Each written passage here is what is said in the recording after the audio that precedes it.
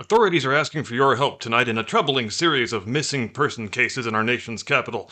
Police say there's no indication thus far that the cases are related or that foul play is involved, but that could all change based on the results of the still active investigation. D.C. Metro Police spokeswoman LaQuisha Washington Jefferson Jackson said in a statement, quote, "These peoples is missing, y'all, and we gots to get 'em back, you feel me?" End quote. And I think I speak for all my colleagues here at the Captain Curmudgeon program when I say, yes, LaQuisha, there is a Santa Claus. And also, we do see you, and we hear you, and most importantly, we feel you.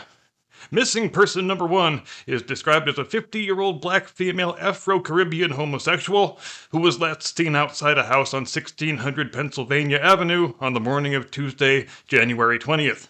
Friends say she was scheduled to start a new job right down the street at MSNBC that same afternoon, but she never turned up for work and, according to reports, hasn't been seen or heard from since. If you encounter this subject in the wild, police say you should notify them immediately by calling their missing person tip line, but they do advise against trying to make an approach on your own, as the subject is described as highly prone to confusion and agitation, often ranting incoherently while repeating the same words and phrases for many minutes on end, and describing herself as a historic figure, so clearly we are dealing with some pretty severe mental health challenges here.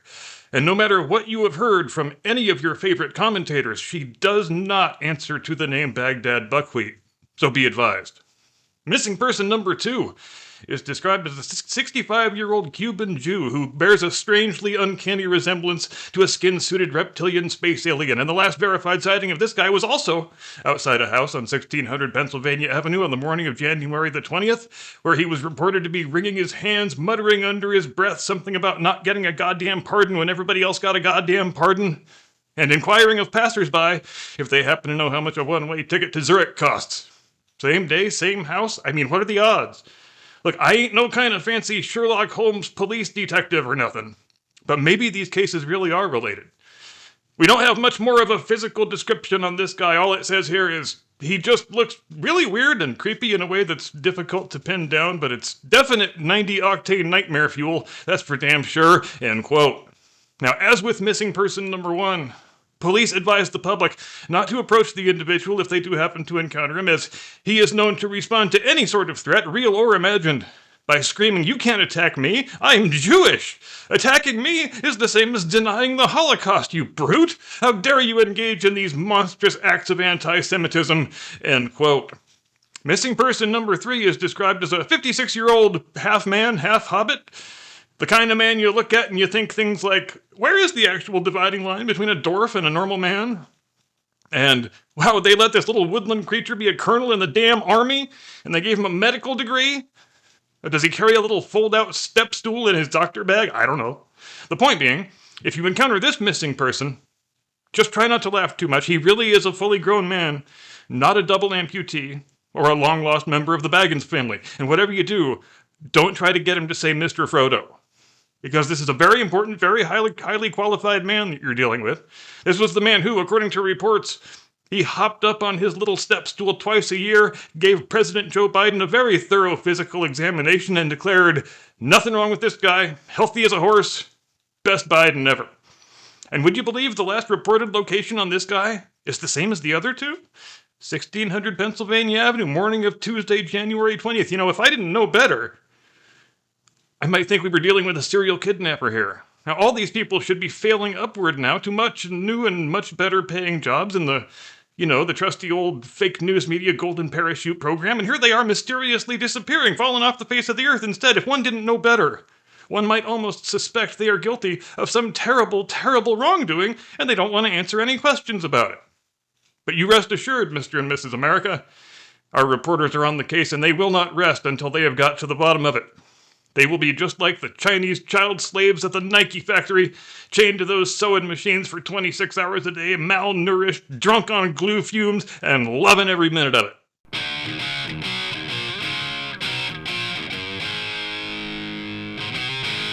from high atop the battlements of Castle Curmudgeon, where I don't want there to be any confusion. I think Dr. O'Connor is a dedicated professional. I've had nothing but pleasant interactions with him myself. His bedside manner is just the best. He's the only doctor I ever had who let me bounce him on my knee before he began the examination. I will not countenance any attacks on his character or the character of his relatives, the Sackville Bagginses. Good evening, Mr. and Mrs. America, and all ships at sea. Welcome to the program. I am your eponymous host and humble servant. So, the big scandal of the week is, in case you haven't heard, your lying eyes were not lying after all. Everything that you reasonably inferred was true about Joe Biden 4 or 5 years ago or more, it really was true. And not only every single thing you suspected, but also some additional stuff that we didn't even know they were lying about, because it is just like Rumsfeld used to say, we only know what we don't know when we don't know it. At least that's what I think he used to say. But he used to say some pretty weird shit, so I may not have all the details correct. The point being, President Joe Biden and nominee Joe Biden before him and candidate Joe Biden before that, they were all drooling, semi-sentient, semi-animated cadavers that shouldn't have been entrusted with any task more complicated than steering a walker down to the bingo room at 7:30 each evening. But instead of sitting here tonight and telling you a bunch of things you know already, that you've been listening to me repeat ad nauseum since my very earliest videos on this channel, some half a decade ago, some of you, I think tonight we should really play the greatest hits, shall we? And in the process, we are going to correct a fairly widespread misconception, because everybody knows the Corn Pop speech. It's one of the most legendary speeches in U.S. politics. You've heard the most famous passages from that speech, all 2 or 3 of them, on this very program, probably more than once.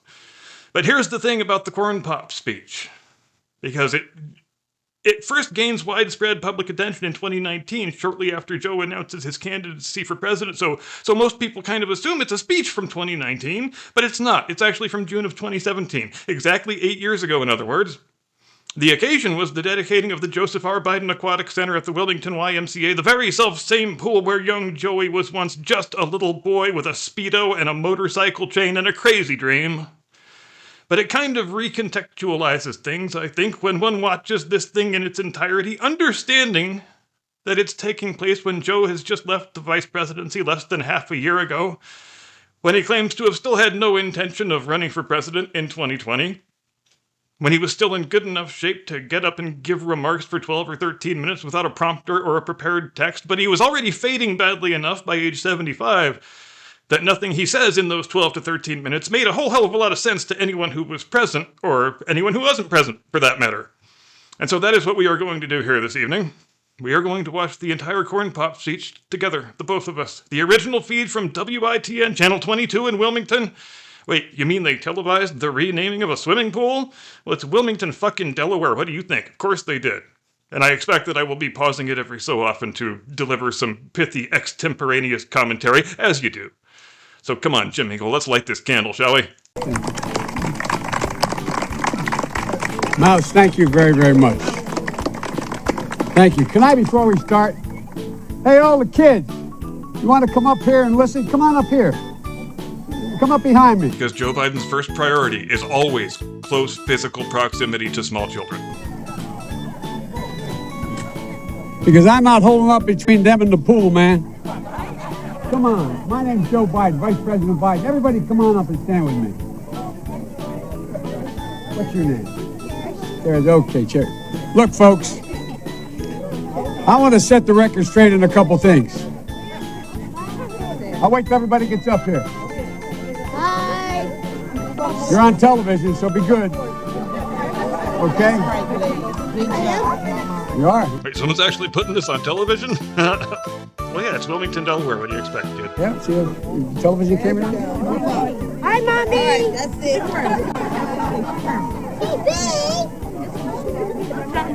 All right. Can everybody be quiet for just a minute? You're on TV, so you got to be quiet a little bit.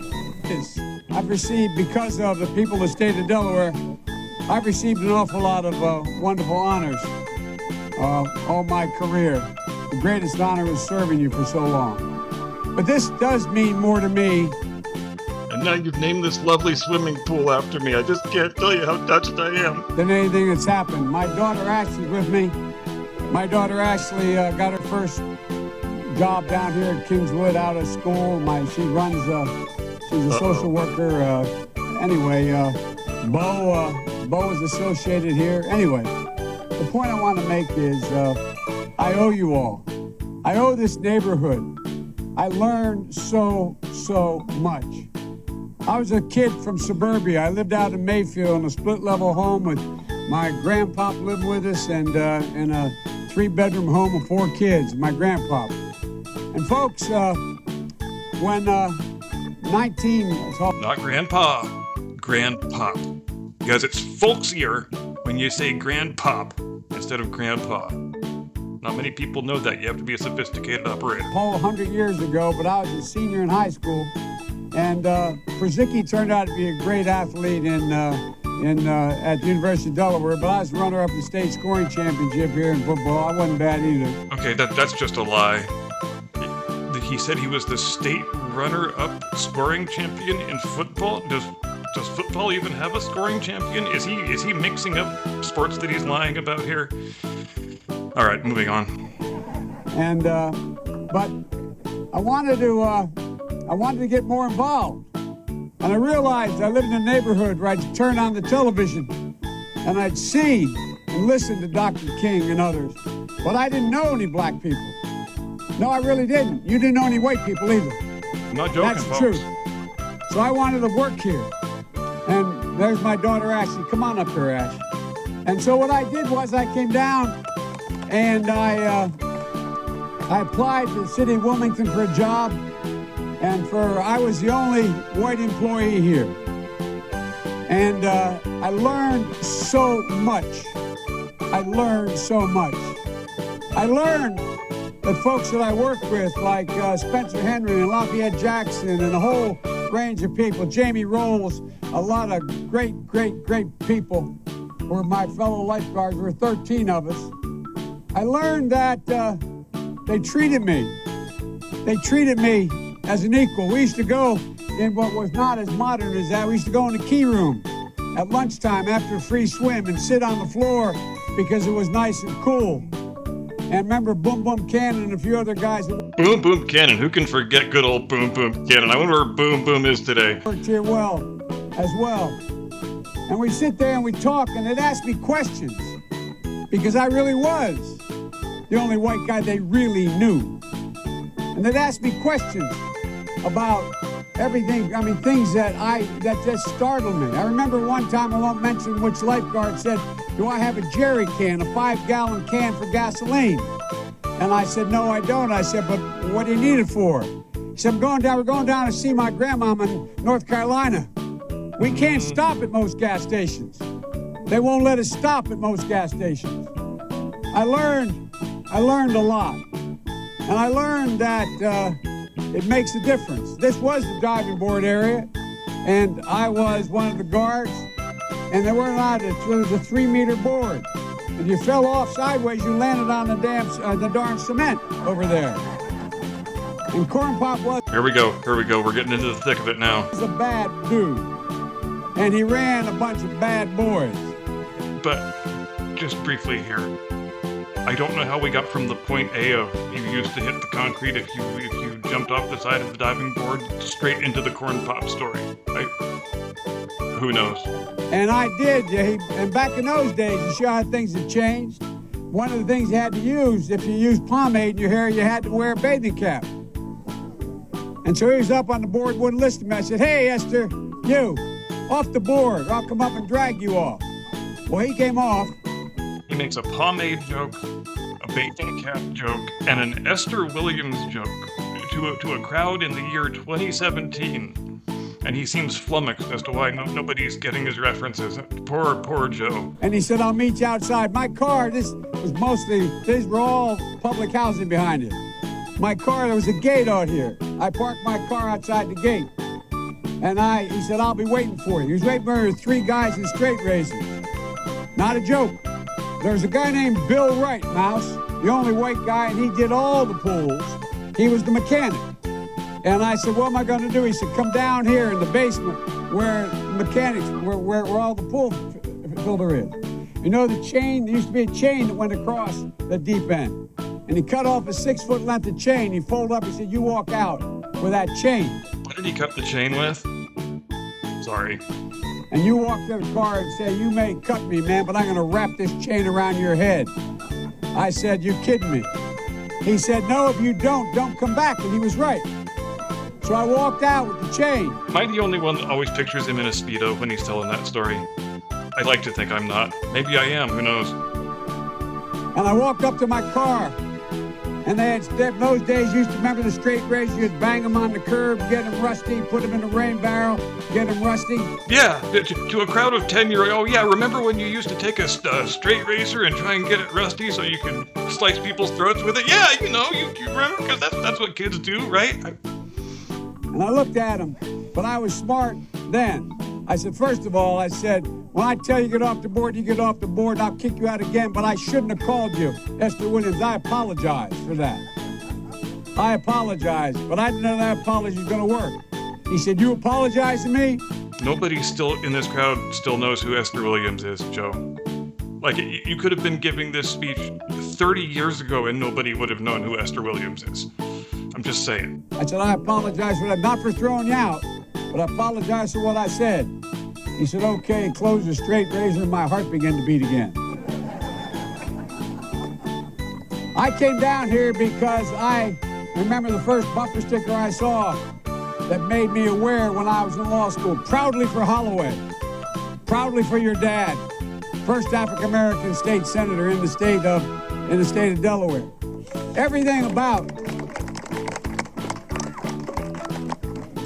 And by the way, I sit on the stand and it get hot. I got hairy legs. Oh, Jesus Christ, here comes the hairy legs story. That turn blonde in the sun. And the kids used to come up and reach in the pool and rub my leg down so it was straight and then watch the hair come back up again. They'd look at it. So I learned about roaches. I learned about kids jumping on my lap. That's the most mysterious line in this whole thing, isn't it? He's talking about, he goes from kids rubbing his leg hair to, I learned about roaches, I learned about kids jumping in my lap. Do I have any idea what that means or is supposed to mean? I do not. I take no position. We will move on. And I've loved kids jumping on my lap. And I tell you what, the men, they're now all men, the guys I work with down here, and they're all guys at the time. They were all guys at the time? Are they not anymore? Is there something you're not telling us here, Joe? They're all good men. Most of them made an awful lot of themselves. And Earl Larkin had a rough time. And some of you knew Earl. I came back as a public defender. I came back to Delaware and I got a fancy job with the oldest law firm in the state. But the city was burning. It was burning down here. And I couldn't do it. So I quit and became a public defender. And the first trial I had, I walked into court as a public defender with another guy named Eddie Sobocinski, a defender. I'd only been admitted to the bar 1 week. And Earl Larkin was in chains around his ankles and on his wrist, and they were chained together, so on a belt. And he said, who's going to try the Larkin case? I just got started. And he was aptly named. His name was Judge Stiftel. And he said, Sobocinski said, well, that's my colleague. He just joined the public defender's office. He said, will you in fact defend him? And let's take a moment here just briefly to remark on how much these little kids are really, really enjoying Uncle Joe Biden's speech. They would much rather be doing this than off cavorting in the pool having a good old time. He turned to Larkin and said, he'll defend you. I said, whoa, Your Honor. I know nothing about the case. He said, I'll give you till tomorrow, but you draw the jury today. And he looked at Larkin and he said, you mind if he represents you? And I'll never forget what he said. I learned a lot. He said, and I mean it sincerely. He looked at me and he said, one hunky's just as bad as any other. I'll take whoever you send me. And here's what I want to tell you about Earl. Here's what I want to tell you about the neighborhood and the heart. Right on the other side of the field here, he walked along the tracks. He was a sailor in a sailor's uniform, the guy who he beat up. I was a whole string of things, and I'm not sure they were all. There was a guy, and he got beat up by railroad tracks in a sailor suit. Was it the assailant or the victim who was in the sailor suit? Probably doesn't matter. And robbed. And so I thought he was innocent. I kept the jury out 5 hours, but they convicted him. I felt so bad. So I go down to the old prison all the time. He used to go down to the old prison on his way to the Puerto Rican church. They had little wooden tables and two little chairs and a big dome you'd sit under where you'd be interviewed. And I was sitting there, Councilwoman, and the third time, saying, I'm appealing this case. And finally, he took the table, he flipped it up, and he said, jumped up, and the guards came and grabbed him. He said, don't you understand, Joe? I did it. But here's the point. He cared about me. This is a man. Is anyone even remotely following what this story's about? Because I'm not. I didn't even remember this part of the speech. Doesn't this impress you as a man who should totally start being president 3 years from now and then be president for 8 years potentially? Doesn't that sound like the best idea you ever heard in your life? Who saw me bleeding because I saw this guy going to jail and I thought he was innocent. There's character, even in great problems. There's so much character in this neighborhood. There was so much character back then, too. You can even hear the kids muttering in the background now, like, how long do we have to keep standing up here because this is really starting to suck, Mom? So many people didn't get a shot. So many people didn't get a shot. Who could be standing right where Lisa's standing today, a lot earlier, could be standing where I'm standing today. Let me end by saying, I was a pretty darn good lifeguard. Yeah, man. I taught swimming, too. And I remember going over, we used to play the other pools, and we played basketball at lunchtime, remember? Went over to Riverside, we played. And someone on the other team threw the ball to me by accident. And they looked at me and said, oh, God, I thought you were on my team. I'm thinking, I'm the only white boy within 20 miles. I don't understand why that's supposed to be funny. Haha, I was the only white guy. Haha. He makes like half a dozen different versions of that joke in this speech, and none of them are funny. Remember, I'd get invited down to Baby Grand. I walk in and say, who's this guy? They say, he's ours. He's ours. You've always had my back. The neighborhood's always had my back. And God willing, I've always had your back. And I'll always have as long as I'm around. I love you. It's a great honor. Thank you very much. And if I were still a lifeguard, I'd say, time to get in the pool. But don't be all go nowhere, because he's not actually finished yet. Thanks, everybody. And Councilwoman, thank you so much for this honor. Thank you. How you guys doing? Who here is going to be president someday? Notice, he doesn't raise his hand. Raise your hand. All right. I'll tell you one more story on their way out. You know what? There was a guy, when I first started, black folks weren't even allowed to vote very easily. That's how long ago it was. And guess what I got to do?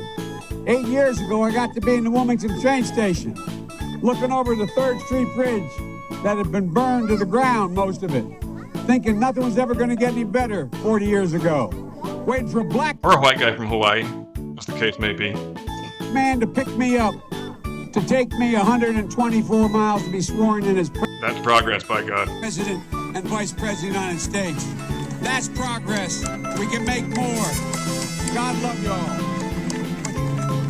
And the video now closes with a good 2.5 to 3 solid minutes of kids cavorting in the pool that has now gloriously been renamed after former Vice President and, sadly, future alleged President Joseph R. Biden. And I think I should make you watch this as I talk us out. I haven't written anything for the talk out, but I hope you enjoyed celebrating this special 8th anniversary edition of the Corn Pop Speech Wilmington, Delaware Deep Dive of 2025. Did I just make all that rhyme somehow? I think as a matter of fact I did. Thanks everybody for watching. Have a great day and a pleasant tomorrow. See you next time. Do not comply. Get off my pool.